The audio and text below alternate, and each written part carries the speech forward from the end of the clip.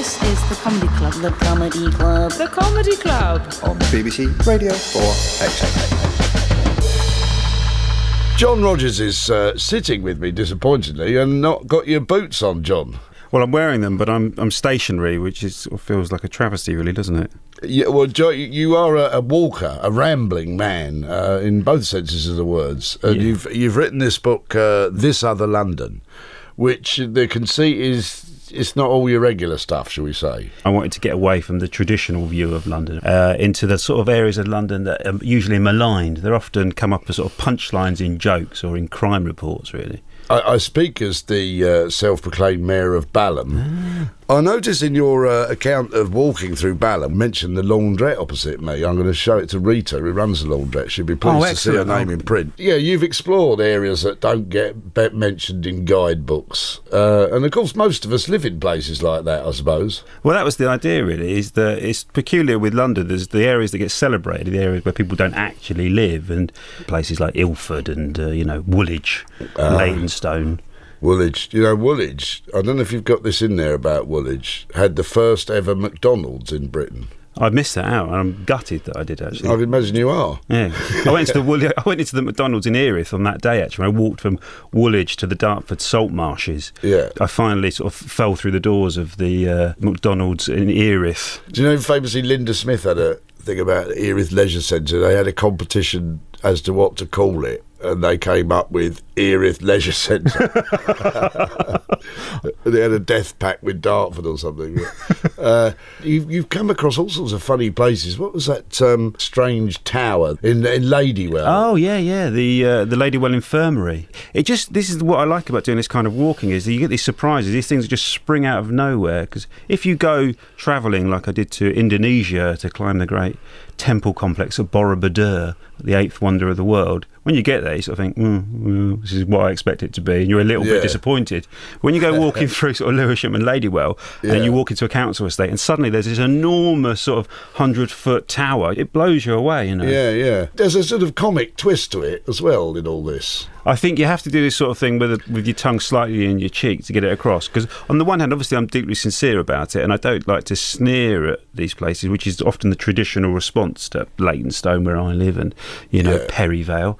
But I can't take things too seriously. So although I enjoy sort of archaeological reports and old historical accounts, there's always a little part of me that my historical sense is informed partly by Blackadder, really, and horrible histories. So that usually find its way in. Some of your research mainly seems to involve Googling. I use a lot of old topographical books, sort of interwar walking guides, when they genuinely went to explore places like Upton Park and Eltham, because they were new suburbs, and they thought, my God, what's out there? Not long before just been sort of out in the fields, hadn't they? Yeah, that's it. And it was like the new London, and so they are filled with a genuine sense of kind of like discovery.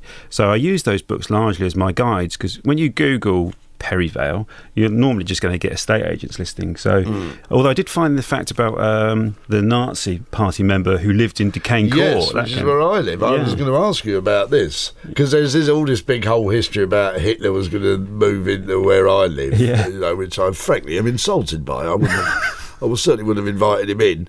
But which is a bit lost in the mist of time how this came about, although they also said it about Walthamstow Town Hall. Oh, did they? I think it was partly because where I live was a big block of flats, but it was never bombed. Yeah. And the rest of Balham was bombed, so people used to think there was a spies on the 7th floor or something. And it was supposed to be German architects, well, it wasn't. So there was a sort of feeling that, everyone in there was a Nazi. And if anyone's listening, I am not a Nazi sympathiser. I have no interest in becoming one. All right. But who was the Nazi in Duquesne Court? A Nazi party member. It was a lady, and she lived in Duquesne Court until 1939. And when she returned to Germany.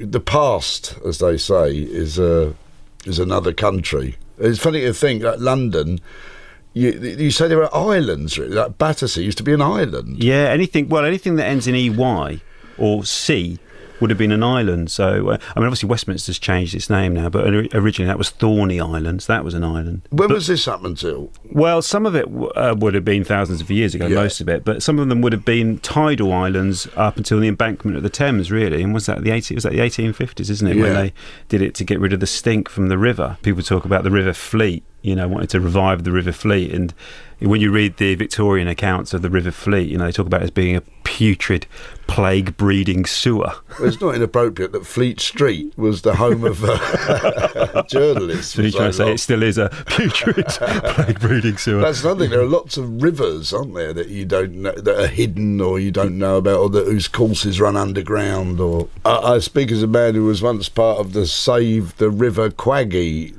Oh, well done. What a great name, River Quaggy. Yeah, it's got the best name by far of any river, I think, anywhere. If you're listening tonight at home and you think you know a river with a better name than the River Quaggy, please don't bother to write in. I'm not going to be looking anyway. When someone first told me about the River Quaggy, I thought they were making it up. And then I went down and there it is.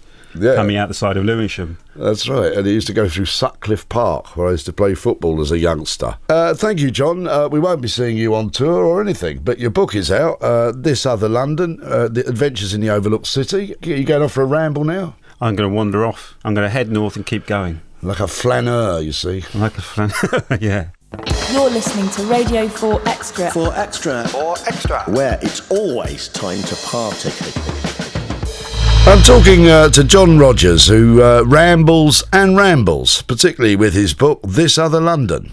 John, first off, your foreword is by Russell Brand. Yes. In equal measure, it's very flattering and also quite insulting at the same time, isn't it? Because, he says some really nice things about me, and then he also calls me a tangle-haired shrub shaman and a man who looks like he's fallen through the cracks. It's interesting, isn't it? It's a colourful description of me. Yeah, I mean, you're not a man who spent 3 hours this morning getting your hair done. No, not even 3 minutes, really, to be honest.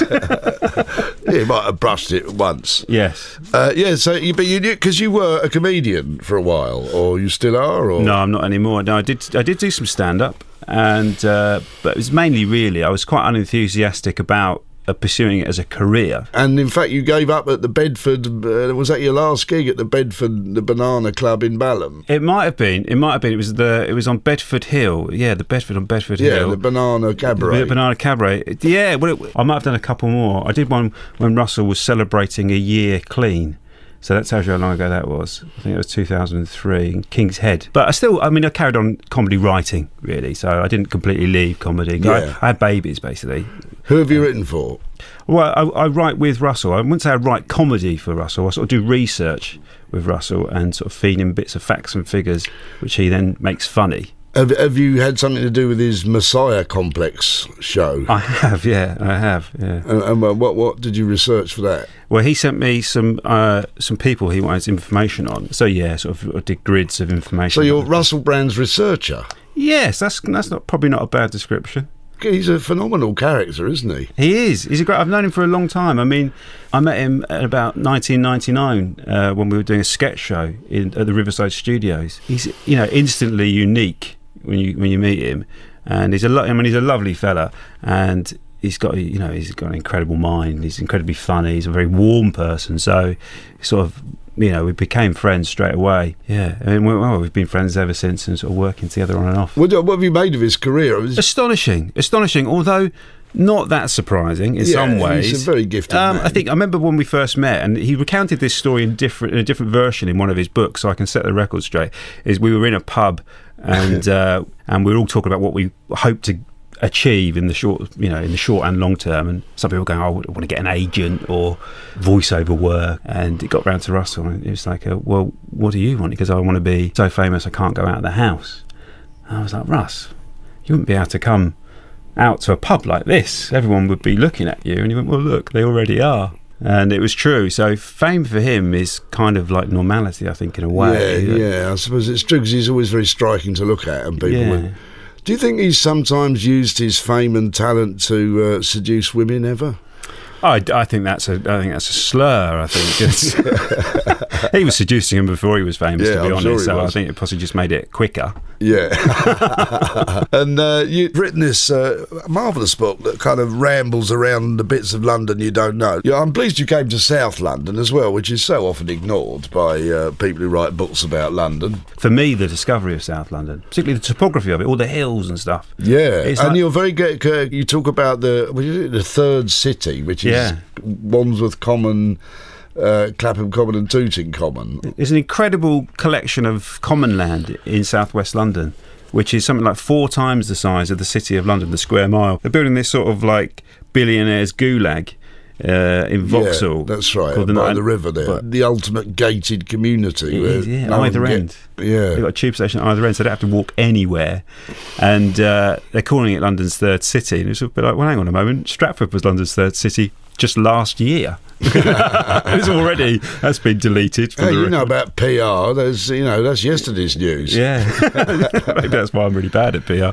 Well, London, they say as well though that it's a place now where the property is so expensive that it's a bit like it exists for rich foreign people to park their money here almost. Well, I think that's becoming the case, unfortunately. And one of the things you see when I did the research for the book, one of my sources were these municipal publications when a lot of London boroughs came into existence in like the 1880s. So you get these 50th anniversary publications in the 20s and 30s. We're celebrating, 50 years of West Ham. At the same time as kind of celebrating the new fever hospital they've built, will boast about their Druid ceremonials at West Ham. Had the Druid best ceremonials in West Ham. Well, according to that publication, there were. Blimey. You see that vision of London, and then you see the vision of London that's being put forward now by Boris Johnson, and they're very different. It's no more about sort of civic pride and public buildings for the public good. It's about money, isn't it? It's about cash. It's about investment. Yeah, well, it seems to be more and more, doesn't it? Anyway, John, well, look, your book is called This Other London, Adventures in the Overlooked City, with a foreword by Russell Brand, if you want to know about that. And it rambles away delightfully. Are you going to do other cities or more of London? I want to do more of London and then take it from there. More of England, maybe go. I used to live in Modena in Italy. That's quite a quirky, funny place. I might go back there. You was thinking balsamic vinegar. Balsamic vinegar, exactly. Yeah, that's all. Balsamic vinegar, and they eat the entire pig. They like pigs so much they eat everything in the pig, which you often get on one plate. Well, every little bit of it. Every bit of it. Yeah. Thankfully, they do turn the pig's ears into a sausage. Well, you can't make a silk purse. Pig's ear sausage. Pig's ear sausage. They usually tell you that after you've eaten it. If you're stupid enough to ask what was in it. This is The Comedy Club. The Comedy Club. The Comedy Club. On BBC Radio 4 Extra.